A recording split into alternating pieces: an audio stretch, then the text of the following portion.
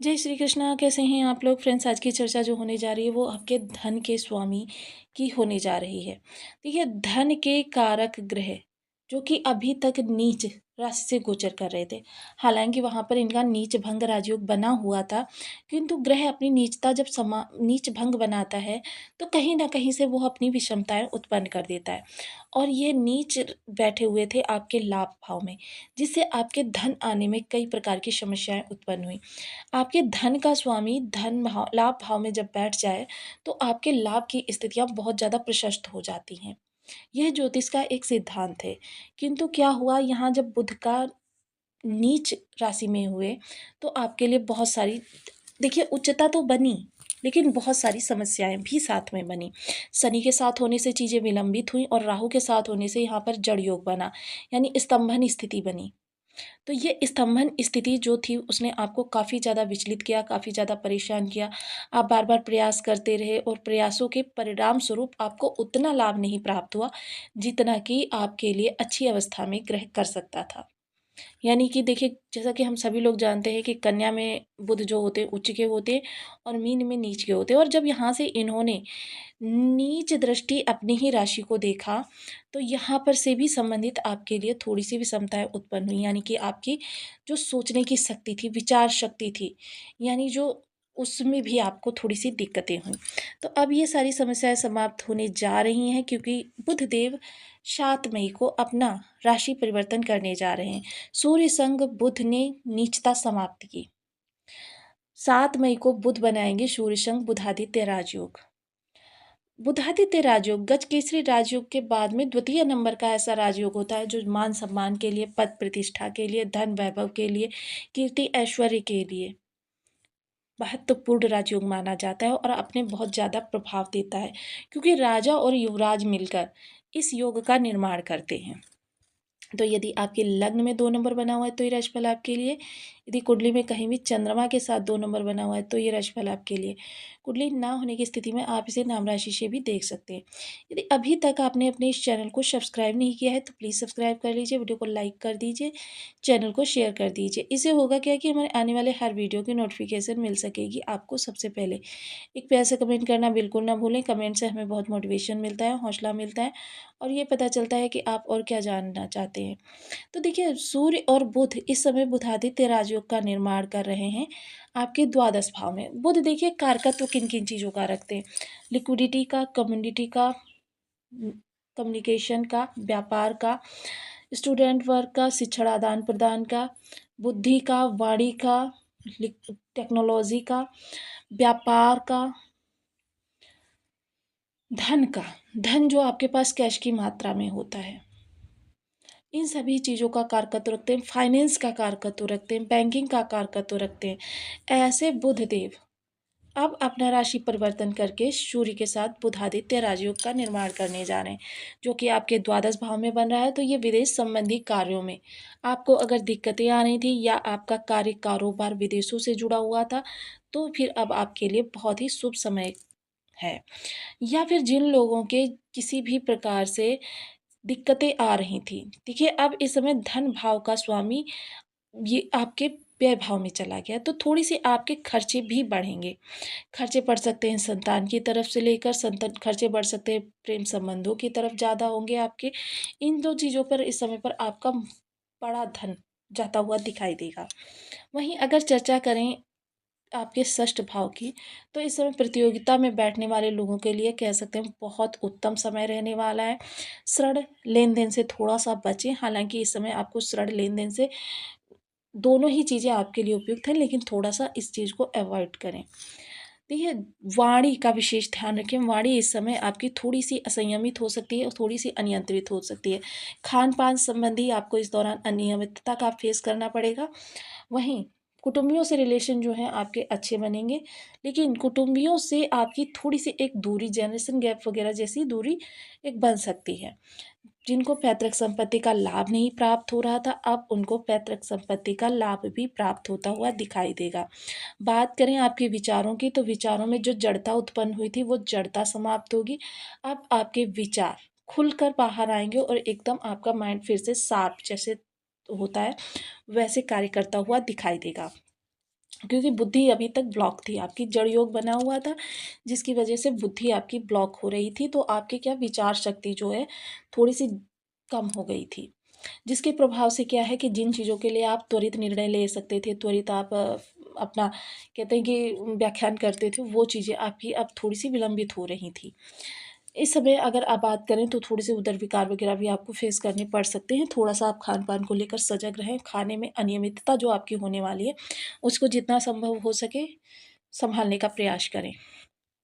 चर्चा करें प्रेम संबंधों की, तो प्रेम संबंध आपके देखिए थोड़ा-सा मिसअंडरस्टैंडिंग, थोड़ा-सा जनरेशन गैप या थोड़ा-सा आपके कहते हैं ना कि ईगो वगैरह आड़े आ सकता है, क्योंकि राजा का साथ है, तो इस समय ईगो वगैरह आपका आड़े आ सकता है। तो देखिए स्थितियों को आपको अपनी समझदारी से ही नियंत्रण में लाने होंगे। शेयर मार्केट के भी कारक होते हैं बुध, तो शेयर मार्केट से जुड़े हुए लोगों के लिए समयकाल बहुत ही उत्तम रहने वाला है। शेयर मार्केट में आपको ज़बरदस्त लाभ की संभावनाएँ निकल कर आ रही हैं, लेकिन शेयर मार्केट में इन्वेस्टमेंट करने से पहले थोड़ा-सा कुंडली का एनालिसिस अवश्य करें।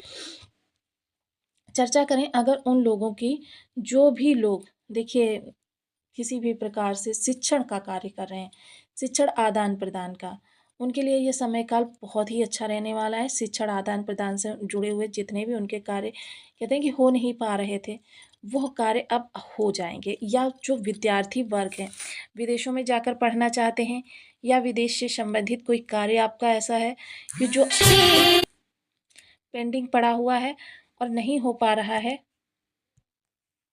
वो अब आपका होता हुआ दिखाई देगा। पासपोर्ट, वीज़ा वगैरह, या जो विद्यार्थी वर्ग विदेश जाकर पढ़ना चाहते हैं या जो लोग भी विदेशों से जुड़कर कोई कार्य कर रहे हैं, उन लोगों के लिए समय काल काफ़ी उपयुक्त रहने वाला है।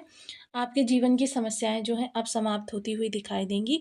जीवन की जटिलताएँ समाप्त हो जाएँगी और जीवन में एक नई आभा का संचार होता हुआ दिखाई देगा।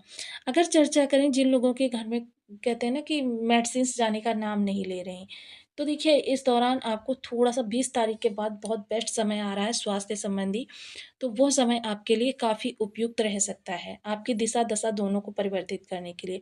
20 में देखिए, क्योंकि देखिए 14 तारीख को गुरुदेव अपना राशि परिवर्तन करके आपके धन भाव में आ जाएँगे और वहीं देखिए राहु देव भी अपना राशि परिवर्तन कर देंगे और वो आपके दशम भाव में आ जाएँगे। तो जो आपकी जटिलताएँ बनी हुई हैं स्वास्थ्य को लेकर या कोई वैसी समस्याएँ, तो वो सारी समस्याएँ अब यहाँ से समाप्त होती हुई आपकी दिखाई देंगी। चीज़ें बहुत अच्छे से आपके लिए अनुकूल होने जा रही हैं। हालाँकि देखिए बुध जो होते हैं बेहद महत्वपूर्ण ग्रह होते हैं और ये बहुत जल्दी-जल्दी अपना राशि परिवर्तन करते हैं। बहुत लंबे समय बाद ऐसा हुआ है कि बुध इतने लंबे समय तक किसी राशि में निवास किया है। यहाँ पर ये अस्त उदित इस तरीके की अवस्थाओं को लगाए रहे, जिसकी वजह से क्या हुआ, कभी आपके लिए स्थितियाँ बहुत अच्छी हो गईं, कभी आपके लिए स्थितियाँ बहुत विषम हो गईं। देखिए इस समय आपके 2-2 ग्रह जो हैं नीचता को लिए हुए थे। एक आपका पराक्रम का ग्रह है, दूसरा आपका बुद्धि का ग्रह है। क्योंकि बुद्धि देखिए एक ऐसी चीज़ होती है जो प्रत्येक जनमानस को प्रभावित करती है, छोटे से लेकर बड़े तक। सामान्य वर्ग से लेकर उच्च तबके तक सभी को प्रभावित करने का कार्य करती है बुद्धि, सभी को संचालित करने का कार्य करती है बुद्धि। तो इस बुद्धि का प्रभाव आपके लिए थोड़ा-सा विषम हो गया था, क्योंकि ये नीच था। लेकिन देखिए अब बहुत से लोग कह सकते हैं यहाँ पर भी तो ये त्रिक भाव में ये योग बन रहा है। तो देखिए त्रिक भाव में ये योग बन तो रहा है, किंतु देखिए कोई ग्रह अगर शुभ अवस्था में होता है, उच्च अवस्था में होता है या राजयोग का निर्माण करता है, तो फिर उसकी विषमता जो है सिर्फ़ घटकर 30% या 20% रह जाती है। तो जिसके कारण से हमने सभी चीज़ों में आपके जितनी विषमता प्राप्त हो सकती थी, वो बता दी है। प्रेम संबंधों में थोड़ी-सी समस्याएँ उत्पन्न होंगी, आपकी संतान जो है, देखिए आज्ञाकारी तो होगी, लेकिन उसको कुछ समस्याएँ ज़रूर उत्पन्न होंगी। अब समस्याएँ किस तरफ से निकल कर आएँगी, ये समस्याएँ देखिए आप उसकी आर्थिक भी हो सकती हैं, उसकी फाइनेंशियल समस्याएँ भी हो सकती हैं, पारिवारिक भी हो सकती हैं, एजुकेशन वाली भी हो सकती हैं या फिर करियर संबंधी भी हो सकती हैं। देखिए छोटी-मोटी सी समस्याएँ हैं, तो इस दौरान आपको बुध और सूर्य से संबंधित फेस करनी पड़ेंगी। दाँतों से जुड़ी हुई समस्याएँ हो सकती हैं, नसों से जुड़ी हुई समस्याएँ हो सकती हैं। देखिए इन चीज़ों के लिए आपको थोड़ा-सा अलर्ट रहना चाहिए। अब देखिए बहुत से लोगों के बर्थ चार्ट में ग्रहों की स्थिति विषम होती है, फिर भी वो उपाय नहीं करते हैं। तो देखिए इसके लिए मैं आपसे यही एक लॉजिक की बात कहना चाहूँगी कि देखिए मेडिसिन की आवश्यकता उसी व्यक्ति को पड़ती है जो बीमार होता है। स्वस्थ मनुष्य को मेडिसिन्स की आवश्यकता नहीं पड़ती है। तो इसके लिए आपको करना क्या है, देखिए सदैव उपाय करते रहने चाहिए। जो भी ग्रह आपके लिए विषम प्रभाव लेकर आ रहा है, जो कुंडली होती है हमारा डीएनए होती है, और डीएनए में जो हमारी नेगेटिविटी बनी होती है वो हमारी बीमारी होती है। जब तक उस बीमारी की हम इलाज करेंगे नहीं तब तक हमको लाभ प्राप्त नहीं होगा। तो इसके लिए सूर्य के लिए ओम घड़ी सूर्याय नमः, बुध के लिए ओम बूम बुधाय नमः। इन बीज मंत्रों का आप 1 माला, 2 माला, 5 माला, 7 माला, 11 माला का जप अपनी सुविधानुसार करना प्रारंभ करें। वहीं देखिए, सूर्य के लिए नित्य प्रति प्रातः उठकर सूर्य को अर्घ दें। सूर्य के अधिष्ठात्र देव जो होते हैं भगवान विष्णु होते हैं। भगवान विष्णु का पूजन कर सकते हैं, या फिर आप बंदरों को गेहूं गुड़ खिला सकते हैं। लाल मिठाई पिता को रविवार के दिन खिला सकते हैं। आदित्य हृदय स्तोत्र का पाठ कर सकते हैं। मंगलवार के दिन थोड़ी सी मूंग किसी बाउल में भिगो दीजिए और बुधवार को उसे कबूतरों को खिला दीजिए। देखिए, अगर अन्य पक्षी भी खा लेते हैं तो कोई दिक्कत की बात नहीं है, आप अपनी भावना से उन्हें खिला दीजिए। इसके अतिरिक्त छोटी कन्याओं को भोज करा सकते हैं। छोटी कन्याएँ 13 वर्ष से कम उम्र की कन्या। अब भोज कराने का देखिए आप कहेंगे प्रोसीजर बहुत लंबा होता है। लेकिन देखिए, जितनी आपकी श्रद्धा हो 1 कन्या को भोजन कराने की, 2 कन्या को भोजन कराने की, आप उतनी कन्याओं को भोजन कराइए। आपका वो भोज की श्रेणी में ही जाएगा।